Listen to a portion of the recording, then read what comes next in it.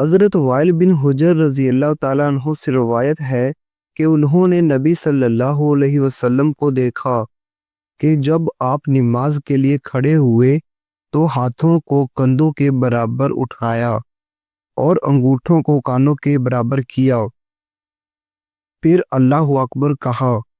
اور ابو داؤد ہی کی روایت میں ہے آپ صلی اللہ علیہ وسلم انگوٹھوں کو کانوں کی لو تک اٹھایا کرتے تھے۔ مشکات المصابیح 802۔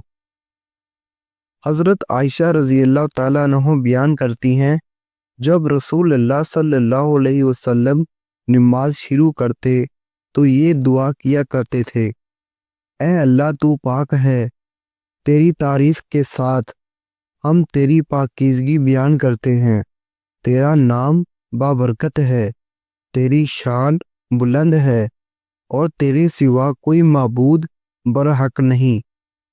مشکات المصابیح 815۔